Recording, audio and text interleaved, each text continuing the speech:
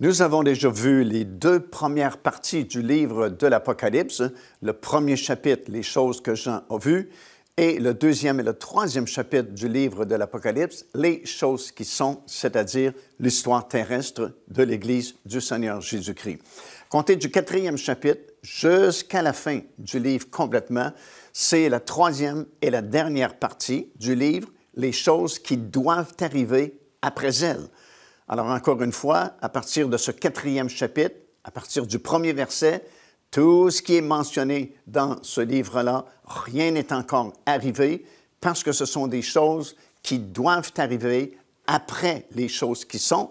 Et les choses qui sont, bien sûr, comme nous l'avons vu, c'est l'histoire terrestre de l'Église du Seigneur Jésus-Christ. Si nous nous éloignons des choses que nous avons entendues, bien souvent, nous éloignons dans la complexité de tout ce que nous entendons aujourd'hui via Internet, via les DVD, via n'importe quel moyen de communication que nous avons aujourd'hui, et nous nous éloignons du Seigneur Jésus-Christ. Il faut garder les choses simplement.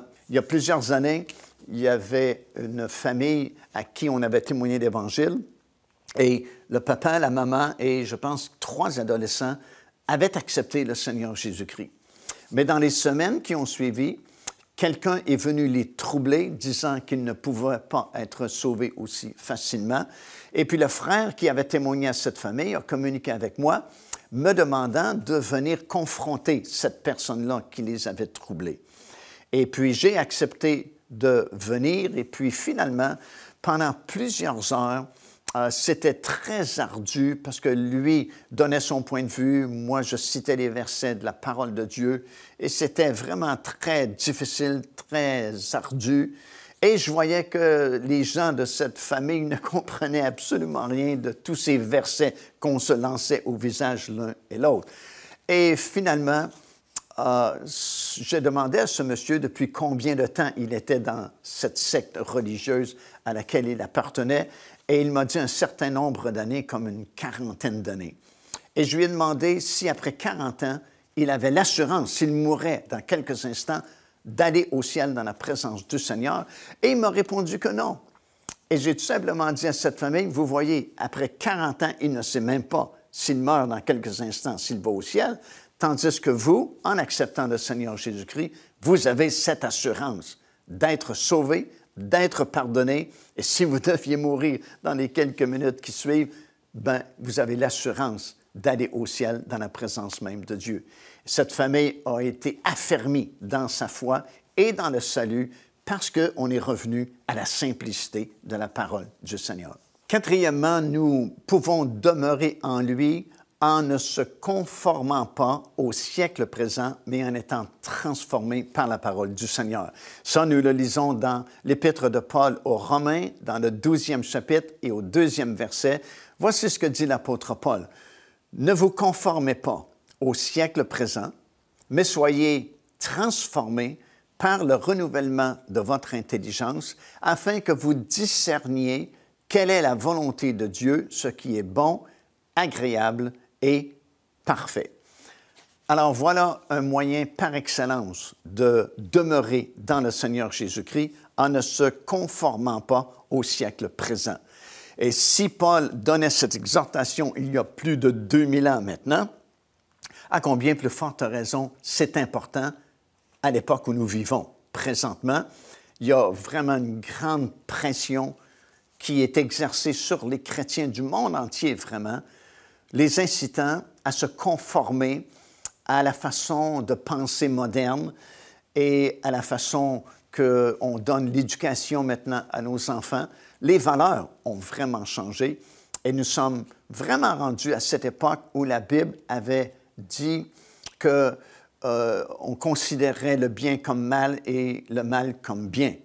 On vit à cette époque-là et c'est vraiment très important de ne pas se conformer au siècle actuel, mais plutôt d'être transformé dans notre intelligence afin qu'on puisse discerner les choses vraiment spirituelles. Pourquoi maintenant est-ce nécessaire de se préparer et pourquoi est-ce nécessaire de demeurer en lui?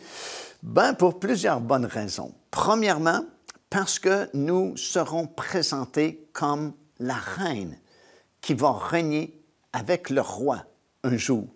Et c'est un peu comme l'histoire d'Esther. Nous lisons dans le livre d'Esther, justement, dans le 2e chapitre et au 12e verset, qu'Esther devait être présentée pour être la future reine de ce royaume autrefois. Et elle s'est préparée. La Bible dit qu'elle a vécu pendant 6 mois en se préparant avec de l'huile de myrrhe et 6 autres mois avec des aromates et des parfums qui étaient en usage chez les femmes à cette époque-là. Donc, il y a eu toute une année de préparation avant d'être présenté au roi. Et nous serons présentés au roi des rois et Seigneur des seigneurs un jour à titre de reine. Et c'est pourquoi il est nécessaire, bien sûr, de se préparer pour cet événement vraiment extraordinaire. Voyez ce qu'Esther avait fait à l'époque. Ça dit dans ce texte-là que les femmes prenaient avec elles, parce qu'il y avait plusieurs femmes qui devaient être présentées au roi, et les femmes prenaient avec elles tout ce qu'elles voulaient pour bien paraître devant le roi. Mais Esther, plutôt que de choisir elle-même ce qu'elle voulait porter et comment elle devait se préparer, elle avait demandé au gardien des femmes de lui désigner ce que le roi aimait et ce qu'elle devait prendre pour plaire au roi. Alors, plus nous allons découvrir ce qui plaît au roi, auquel nous serons présentés un jour, bien plus ce sera agréable pour lui et mieux nous serons présentés et préparés, bien sûr. Dans le psaume 45, qui est un psaume vraiment exceptionnel concernant l'épouse, concernant la reine qui un jour sera présentée au roi, ça dit dans le verset 10 et au verset 14 ces paroles. Au verset 10, ça dit « La reine est à ta droite, parée d'or d'Ophir. » Et à l'époque, l'or d'Ophir, c'était l'or le plus pur qu'on pouvait trouver. Et au verset 14, parlant toujours de la reine, ça dit « Toute resplendissante est la fille du roi dans l'intérieur du palais. Elle porte un vêtement tissu d'or et elle est présentée au roi vêtue de ses habits brodés et suivie de jeunes filles, ses compagnes, qui sont amenées auprès de toi.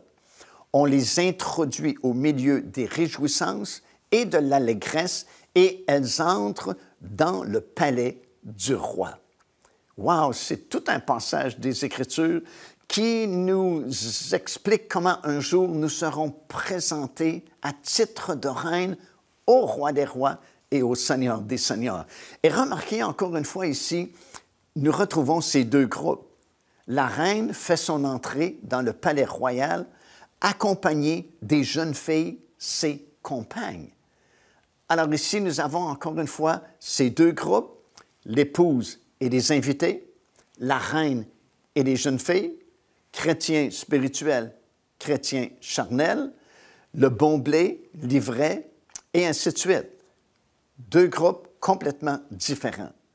Et l'idéal, bien sûr, c'est de faire partie du groupe qui s'appelle la reine, qui sera présentée au roi à ce moment-là. Deuxièmement, c'est nécessaire de se préparer parce que nous devons être jugés dignes de faire partie de cet enlèvement-là. C'est dans Luc, le chapitre 21 et au verset 36 que nous lisons ces paroles. Le Seigneur nous exhorte à nous préparer afin d'être trouvés dignes d'être enlevés, dignes du royaume de Dieu. Alors, si nous sommes exhortés à nous préparer pour être jugés dignes de faire partie de cet enlèvement-là, ben c'est que ce n'est pas tout le monde qui automatiquement en fera partie. Si tout le monde faisait partie automatiquement de cet enlèvement-là, ben nous n'aurions pas besoin de ces exhortations-là, évidemment.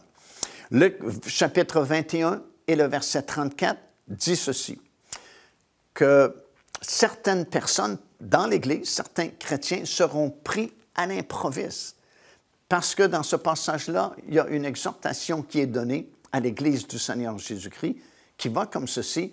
Prenez garde à vous-même. De peur, dit le Seigneur, que vos cœurs ne s'apesantissent par les excès du manger et du boire, et que ce jour ne vous surprenne à l'improviste. Car, dit-il, il viendra sur tous ceux qui habitent sur toute la surface de la terre, il viendra comme un filet, soudainement, et plusieurs seront pris à l'improviste.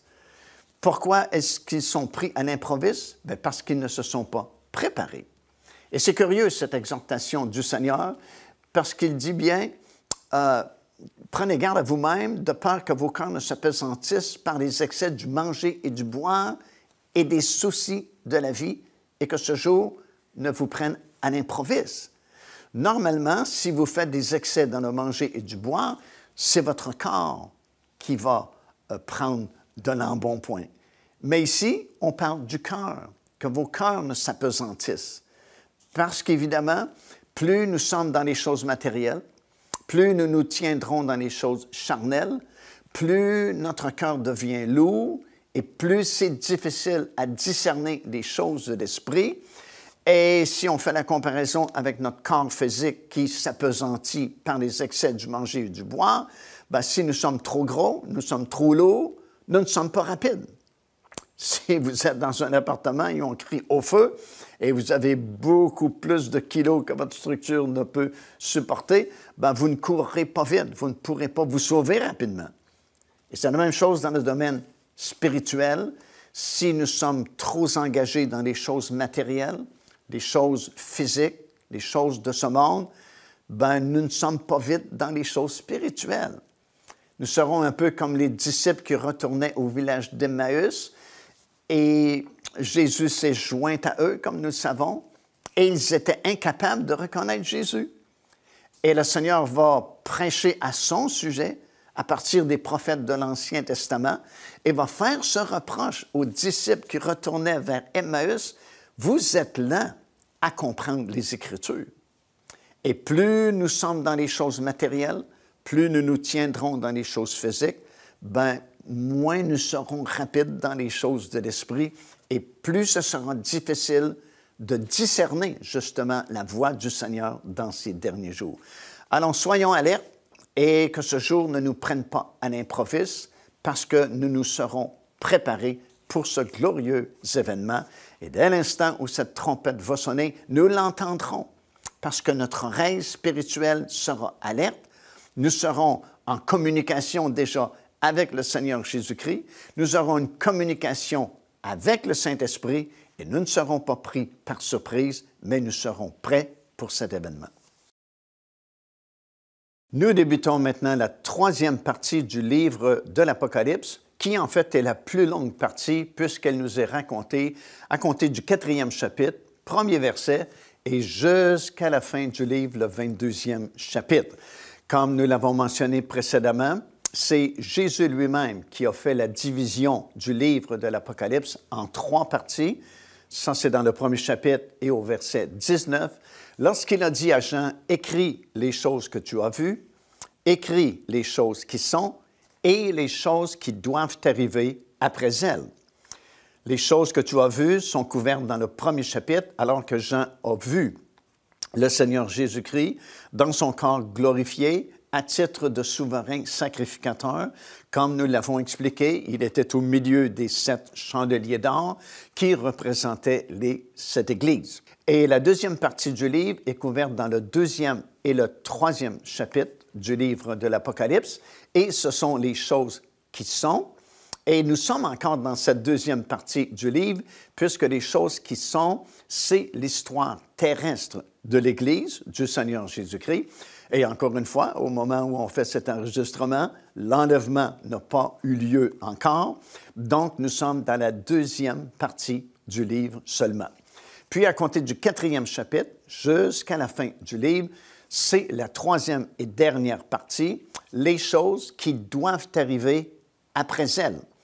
Et c'est important de remarquer la terminologie. Ce sont des choses qui doivent arriver après les choses qui sont. Et les choses qui sont, c'est l'histoire terrestre de l'Église.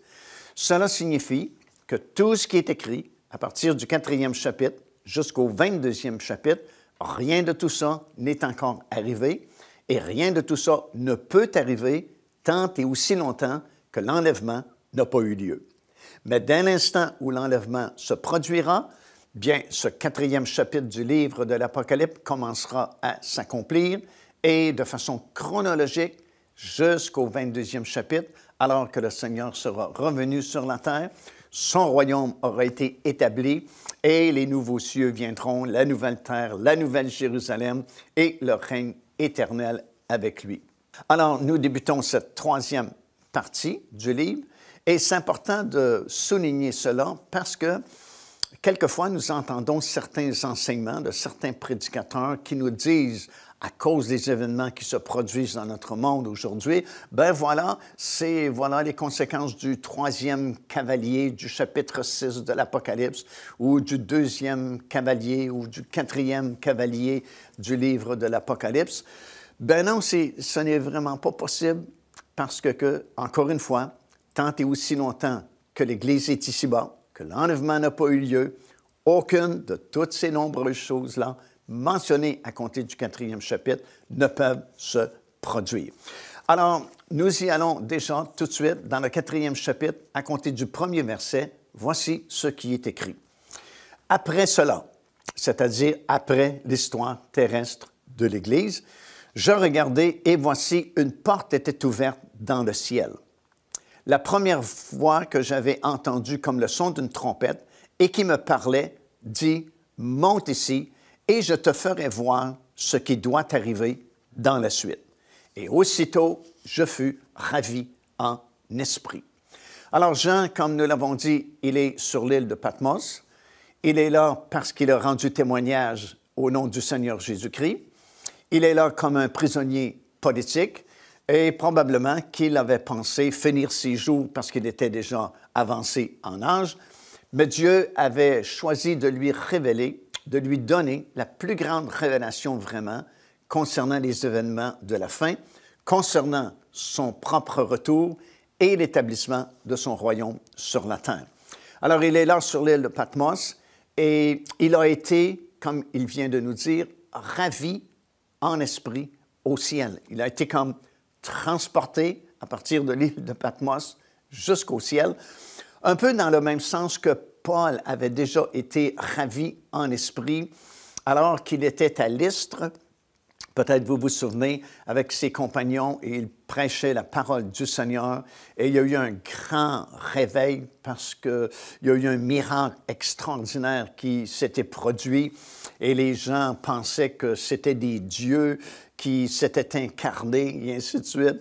Et puis, avec beaucoup de difficultés, Paul avait réussi à leur dire que c'était par la puissance du nom de Jésus qui était ressuscité, que cet homme avait été guéri. Et finalement, les Juifs qui étaient jaloux du succès du ministère de l'apôtre Paul étaient venus et avaient réussi à le lapider, le traîner hors de la ville et le lapider jusqu'à la mort. Et Paul est tombé comme mort par terre et la Bible dit que ses disciples ont fait un cercle. Les disciples plutôt du Seigneur ont fait un cercle autour du corps de l'apôtre Paul et ils ont vraiment prié pour qu'il revienne à la vie. Et nous savons par la parole du Seigneur qu'à ce moment-là, Paul a été vraiment ravi en esprit. Il va nous expliquer son témoignage. Il va dire, je connais un homme il y a 12 ans. 12 ans auparavant, il était justement à Lystre, en train de prêcher la parole de Dieu, alors qu'il fut lapidé et laissé comme mort. Mais il a été ravi en esprit au ciel et il va dire dans son épître aux Corinthiens qu'il a vu et entendu des choses qu'il n'est pas permis à un homme de répéter. Non pas qu'il n'a pas le droit de le dire, mais qu'il n'a pas le vocabulaire pour exprimer la beauté qu'il a vue lorsqu'il a été ravi au ciel. Alors, c'est un peu dans le même sens. Jean est sur l'île de Patmos et soudainement, il va être ravi en esprit et va se retrouver là-haut dans le ciel, dans la présence du Seigneur. Et lorsque Jean fut ravi en esprit, déjà, il va voir au ciel différents groupes de rachetés de l'Éternel. Alors, nous savons que déjà dans le 4e chapitre du livre de l'Apocalypse, nous sommes après l'histoire terrestre de l'Église, parce que Jean va voir les rachetés de l'Éternel et de l'Ancienne Alliance et de la Nouvelle Alliance déjà rendus au ciel. Puisque, effectivement, il va voir ce premier groupe de 24 anciens qui sont assis sur des trônes autour du trône de Dieu. Alors, nous savons que ces 24 anciens représentent l'Église qui a été enlevée, du moins les croyants qui s'étaient préparés, comme j'ai partagé avec vous auparavant, et qui ont été enlevés au moment de l'enlèvement, et ils sont représentés au ciel sous la forme de 24 anciens. Déjà, il y a des rachetés de l'Éternel qui sont au ciel. Il y a le groupe des 4 êtres vivants dont je vais vous parler aussi dans quelques instants. Ils sont déjà rendus au ciel et représentent les plusieurs saints de l'Ancien Testament qui ont été ressuscités après la résurrection du Seigneur Jésus-Christ. Alors déjà, lorsque Jean est ravi là-haut dans le ciel, il y a le groupe des plusieurs saints de l'Ancien Testament qui sont déjà rendus au ciel, et il y a le groupe de ceux du Nouveau Testament, les plusieurs saints du Nouveau Testament, qui ont fait partie de l'enlèvement et qui sont déjà rendus au ciel, assis sur 24 trônes, et les trônes sont en cercle autour du trône de l'Éternel. Nous savons que ces 24 anciens représentent l'Église, ou du moins les croyants qui s'étaient préparés et qui ont été enlevés, pour plusieurs raisons. Premièrement, ils sont couronnés. Nous savons que c'est des rachetés parce qu'aucune couronne n'a été promise aux anges. Alors, s'ils sont couronnés, c'est parce que c'est des rachetés de l'Éternel, parce qu'ils ont des couronnes sur la terre. Deuxièmement, ils sont assis sur des trônes, c'est donc qu'ils peuvent juger, parce que nous allons apprendre un peu plus tard qu'il y a des saints qui vont régner avec le Seigneur Jésus-Christ, d'autres vont le servir, tout simplement, dépendamment de la fidélité qu'ils auront eue à le suivre durant leur pèlerinage ici-bas. Mais déjà, ces 24 anciens-là sont couronnés et ils sont assis parce qu'ils font partie de ces chrétiens-là qui ont été enlevés lors de l'enlèvement de l'Église, et ce sont des rachetés de l'Éternel qui régneront avec le Seigneur Jésus-Christ dans le monde à venir. Nous savons également que ces 24 anciens représentent les croyants qui viennent d'être enlevés. C'est des gens qui ont été rachetés par l'Éternel parce qu'eux-mêmes vont le dire, vont le témoigner. En effet, dans Apocalypse, le chapitre 5, et au verset 9 et au verset 10, nous lisons ceci: « Ils chantaient un cantique nouveau. » Alors, on parle des 24 anciens. Ils chantaient un cantique nouveau en disant: « Tu es digne de prendre le livre et d'en ouvrir les sceaux, car tu as été immolé et tu nous as rachetés pour Dieu par ton sang. » Ça, c'est selon la version Osterval, qui est très fidèle au texte original. Et dans le texte original, on lit comme ceci: « Car tu as été immolé et tu nous as rachetés pour Dieu par ton sang. » Alors, les 24 anciens, c'est leur propre témoignage. Ils ont été rachetés pour Dieu par le sang du Seigneur Jésus-Christ. Alors, nous savons que ce sont des rachetés de l'Éternel et nous savons qu'ils faisaient partie de l'enlèvement qui s'est produit. Le chiffre 24, bien sûr, est un chiffre symbolique représentant tout le groupe de ceux qui ont été enlevés. C'est un peu comme David dans l'Ancien Testament qui avait regroupé tous les nombreux sacrificateurs en 24 classes de prêtres. On sait que dans l'Ancienne Alliance, il y avait plusieurs milliers de prêtres, de sacrificateurs, et David les avait regroupés en 24 groupes, 24 classes de prêtres. On lit ça, par exemple, dans l'Évangile de Luc, quand Zacharie avait été choisi selon sa classe.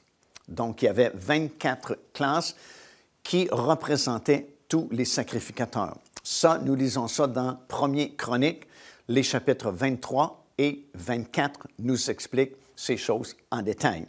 Alors, le chiffre 24, bien sûr, est symbolique, représente tout le groupe de ceux qui ont été enlevés au moment où la trompette a sonné. Remarquez également qu'ils sont dénombrés par un chiffre symbolique, le chiffre 24. Donc, ils ne représentent pas l'ensemble de l'Église ou tout le corps de Christ, mais uniquement les prémices du Nouveau Testament ou les premiers-nés. Et c'est intéressant de faire une étude sur les premiers-nés parce que la Bible a beaucoup de choses à nous raconter concernant les droits et les privilèges des premiers-nés. Et encore une fois, dans Hébreux, nous lisons au sujet de l'Assemblée générale et l'Assemblée des premiers-nés dont les noms sont inscrits dans les cieux. Puis, Jean va voir un deuxième groupe de rachetés qui sont, eux, représentés par 4 êtres vivants. Et ces 4 êtres vivants représentent, eux, les plusieurs saints de l'Ancien Testament qui ont déjà été ressuscités après la résurrection du Seigneur Jésus-Christ. Souvent, lorsque nous lisons des commentaires au sujet du 4e chapitre du livre de l'Apocalypse et que nous lisons au sujet de ces 4 êtres vivants, souvent, les commentateurs vont associer les 4 êtres vivants avec les chérubins mentionnés dans le livre d'Ézéchiel. Mais ici, c'est différent. Ce ne sont pas les chérubins mentionnés dans le livre d'Ézéchiel, mais ils représentent un autre groupe de rachetés de l'Éternel, puisque eux aussi vont témoigner la même chose que les 24 anciens ont témoigné. Tu nous as rachetés pour Dieu par ton sang. Alors, si le groupe des 4 êtres vivants peuvent témoigner qu'ils ont été rachetés pour Dieu par le sang du Seigneur Jésus-Christ, c'est que ce sont des êtres humains. Ils ont été rachetés par le sang précieux de Jésus, tout comme les 24 anciens, eux aussi, avaient été rachetés. Ces plusieurs saints de l'Ancien Testament représentent les prémices de l'Ancien Testament ou de la première moisson, comme j'ai expliqué précédemment, la moisson de l'orge, et comme les 24 anciens représentent les prémices de la deuxième moisson, le blé, la moisson du Nouveau Testament. Et encore une fois, ça répond à la question pour laquelle il n'était pas écrit que tous les saints de l'Ancien Testament furent ressuscités après la résurrection du Seigneur Jésus-Christ, mais uniquement plusieurs saints de l'Ancien Testament, parce que ces saints-là font partie des prémices de la première moisson.